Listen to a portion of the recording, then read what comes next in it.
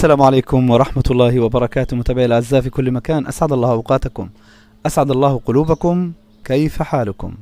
اللهم صل وسلم وزد وبارك على سيدنا محمد وعلى آله وصحبه وعلى من سار على دربه واقتفى أثره إلى يوم الدين. أما بعد، موضوع هذه الحلقة البسيطة هو كيف أغير العش إذا كان به فاش. يخطئ العديد من المربين عند تغيير العش الذي به فاش، فيقوم طبعا بتناوب تغيير ما نسميه اللبادة أو الإجة أو يعني الخيوط، بتغييرها ورمي ما بها من فاش ووضع خيوط جديدة وإعادة الفروغ، ويعود ثاني يوم فيجد العش الجديد به فاش. هناك طريقة سحرية لهذا الموضوع، ولن يجد فاش في ثاني يوم، لن يجد الفاش مطلقا.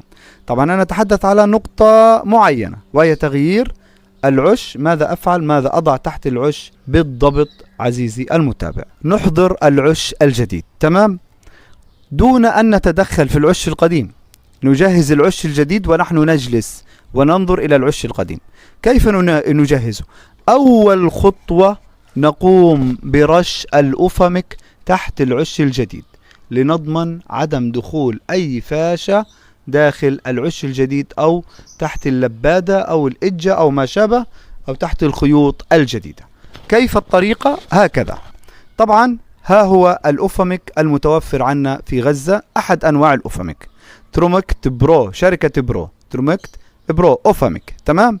وها هي العبوة، عبوة الكرتون بتاعت الأوفاميك، تمام. أول خطوة سأفعلها هي أنني سأقوم برش 3 رشات من زوايا مختلفة. رشة من هذه الزاوية، ورشة من هذه الزاوية، ورشة من هذه الزاوية. أنا رشيت 3 رشات داخل هذا العش، يعني أشم رائحة الأوفاميك، أوفاميك مركز، أوفاميك مركز. ثم أقوم بعمل العش وبنائه ووضع القطن، تمام. الآن جهزت العش. طبعا هذا شرح نظري، والأصل أنت كمربي تكون قد فهمت علي، تمام. وضعنا العش، الخيوط والقطن. نقوم ونذهب إلى العش القديم، نفترض هذا هو العش القديم، تمام.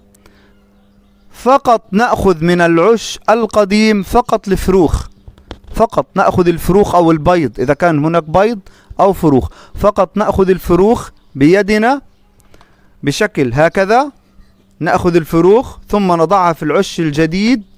نقف مباشرة ونعلق العش الجديد بالفروخ مكان العش القديم. الآن الفكرة عزيزي المتابع هي عملية تجهيز العش، يكون والفروخ موجودة عند أبويها، جهزناه، تمام.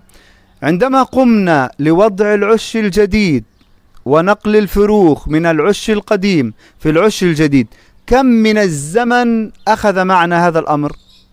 أقل من دقيقة، أقل من دقيقة. نقلنا الفروخ من العش الذي به فاش إلى عش جديد به أوفاميك وقمنا بتجهيزه، لم يأخذ دقيقة واحدة. نقوم بتعليقه مكانه. أولا نضمن عدم دخول الفاش تحت الفروخ بعد ذلك، هاي الشيء.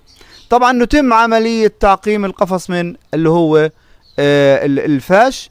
نعود إلى فيديوهات الأوفاميك الموجودة على القناة، قضية السرنج ونكاش الأذن، ونمرر على القفص اللي هو الأوفاميك المركز على كل أنحاء القفص. طبعا ممكن نستخدم فرشاة الأسنان، يعني نسحب من هذا الأوفاميك 5 سنتي مثلا ونضعها في علبة صغيرة، نضع عليها فرشاة أسنان على الأوفاميك المركز، ثم نمر على شدادات القفص وزوايا القفص، خصوصا إذا كان القفص خشب، وزوايا القفص وكل مكان لمدة 3 أيام متواصلة، ونعيد الكرة بعد أسبوعين. بعد ذلك لن ترى الفاش إن شاء الله رب العالمين، لكن يجب أن يكون مركز. لا تكسر الأوفاميك بالماء، لا تضع الأوفاميك على طيورك نهائيا، لا على رقبة الفرخ ولا على رقبة الأنثى ولا على رقبة الذكر، لا تضعه نهائيا على الطيور نهائيا. سيزول الفاش من جسمها تدريجيا، لأن الفاش لن يظل في جسم الكناري أكثر من 3 أيام، يعني قد يجلس في جسمه يوم والآخر سيخرج، وعندما يخرج ستقوم أنت بقتله بالفرشاة أو بنكاش الأذن كما في الفيديوهات السابقة لمكافحة الفاش، وبالتالي ستتخلص من الفاش وستنجو فروخك. طبعا هناك نقطة، لا تكثر من الأوفاميك تحت العش الجديد، يعني فقط 2 أو 3 رشات. للنفاذية العالية للأفمك، نفاذيته عالية. تمام. هذا والله الموفق. أسأل الله أن أكون قد وفقت في نقل هذه المعلومة. ولا تنسى اللايك ولا تنسى الاشتراك في القناة. والسلام عليكم ورحمة الله وبركاته.